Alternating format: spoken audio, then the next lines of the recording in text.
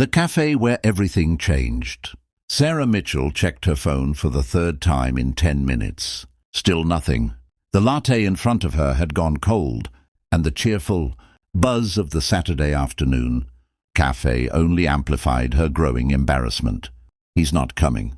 She should have known better. A single mom in her early 30s, juggling 2 jobs and raising a 6-year-old daughter. What was she thinking? Trying to date again? Her sister Emma had insisted, practically forcing her to download the app. "You deserve happiness too, Sarah," she'd said. Now, sitting alone at a corner table while couples laughed around her, Sarah felt like the universe was delivering a very clear message. She gathered her purse, blinking back the sting in her eyes.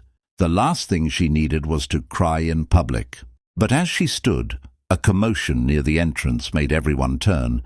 A tall man in an expensive-looking coat stumbled through the door, desperately trying to corral 4 identical children, boys, maybe 7 or 8 years old, who were scattering in different directions like marbles dropped on a floor.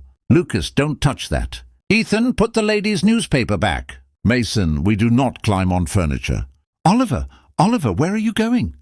The man's voice carried a mixture of exhaustion and barely controlled panic. His dark hair was disheveled, his tie loosened, and there was what appeared to be finger paint on his sleeve.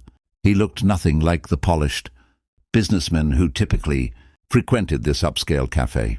Sarah watched as one of the boys, Oliver, she guessed, made a beeline for her table and dove under it. Sorry. The man rushed over, crouching down. "Oliver, buddy, you can't hide under strangers' tables." "But, Dad, she looks nice," came a small voice from beneath the table. "Not like the scary lady at the other place." The man's face flushed as he met Sarah's eyes. "I am so incredibly sorry. We've been to 4 cafes this afternoon, and we've been asked to leave 3 of them." Despite everything, Sarah found herself smiling. "Only 3? That seems like a pretty good ratio with quadruplets." His expression shifted from mortification to surprise. "You're not angry?" "I was actually about to leave anyway." Sarah knelt down to see Oliver properly. He had the brightest green eyes she'd ever seen, full of mischief and something else, uncertainty. "Hi there. I'm Sarah. This is actually my table, but I suppose I could share it for a few minutes." Oliver's face lit up and he scrambled out, nearly knocking over her cold latte in the process. The man caught it with reflexes that suggested he'd been preventing disasters all day. "I'm James," he said, looking genuinely grateful. "James Lockwood. And that's Oliver. His brothers are currently terrorizing different corners of this establishment. Should we go collect them before they get you banned from Cafe number 4? Something in her tone, maybe the complete lack of judgment, made James laugh. It was a real laugh, tired but genuine. "Would you? I mean, you don't have to. You're clearly trying to leave." "I've got nowhere to be," Sarah said, and realized it was true. Her daughter Lily was with Emma for the afternoon, and her empty apartment held no appeal. "Come on, let's round up your crew." What followed was 15 minutes of controlled chaos. Sarah helped James gather the boys, discovering that Lucas was the serious one, currently reading a book upside down in the philosophy section of the cafe's small bookshelf. Ethan was the charmer, sweet-talking the barista for extra whipped cream. Mason was the adventurer, attempting to build a fort out of chair cushions. By some miracle, they got all 4 boys seated at a larger table. James ordered hot chocolates and pastries, and Sarah found herself pulled into their orbit without quite understanding how it happened. "Why do you look sad?" Oliver asked suddenly, his green eyes fixed on her face. "Oliver, that's rude," James said quickly, but Sarah shook her head. "It's okay." She considered the question with the seriousness it deserved. "I was supposed to meet someone here today, but they didn't show up. It made me feel a little sad." "Was it a friend?" Lucas asked, looking up from his pastry. "I thought maybe they could be." "Well, that's dumb," Ethan declared. "You're really nice." "They're missing out." Mason nodded vigorously, his mouth too full of croissant to speak. Sarah felt her throat tighten. "Thank you. That's very sweet." James was watching her with an expression she couldn't quite read. "The boys are right. Anyone who stood you up is an idiot." "You don't know me," Sarah said, but she was smiling. "I know you didn't run away screaming when my sons invaded your afternoon. I know you helped me when you didn't have to. And I know you're sitting here having hot chocolate with strangers, instead of wherever you'd rather be, just to make sure 4 kids have a nice afternoon." He paused. "That tells me plenty. Where's your wife?" Oliver asked, and James's expression shuttered. "Oliver, we talked about this," he said gently. "She's in heaven," Lucas explained to Sarah matter-of-factly. "She got sick. It's been 2 years, 4 months, and 13 days. Sarah's heart cracked. "I'm so sorry." James rubbed his face. "It's been an adjustment, especially lately. They start at a new school on Monday, and I think they're more nervous than they're letting on.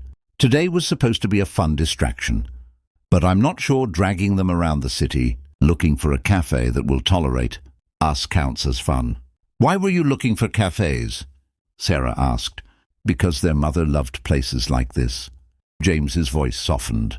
"She always said cafes were where the world made sense, where people slowed down enough to actually see each other. She had this dream of taking the boys to a different cafe every Saturday, making it their tradition. I'm trying to honor that, but—" He gestured at the controlled chaos around them. "But 4 energetic boys make it challenging. That's a diplomatic way of putting it."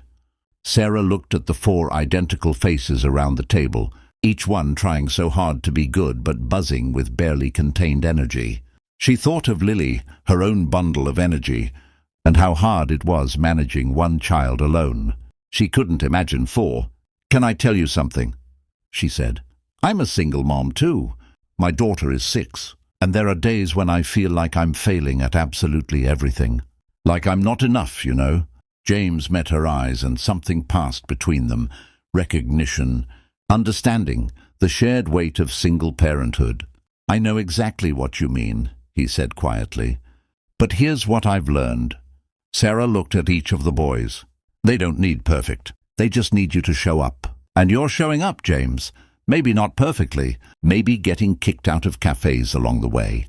But you're trying to honor their mother's memory and give them something beautiful. That matters." "Dad's doing great," Lucas said suddenly, his serious little face turning toward his father.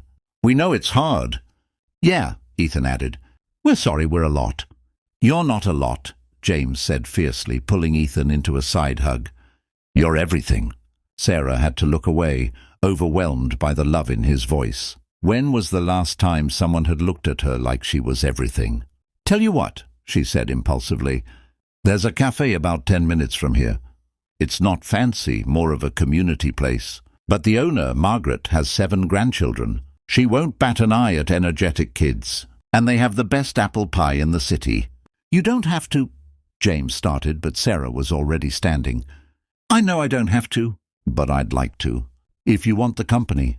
Oliver tugged on his father's sleeve. "Please, Dad. I like Sarah." "Me too," Mason said. "Me 3, added Ethan. Lucas just nodded, but it was enough.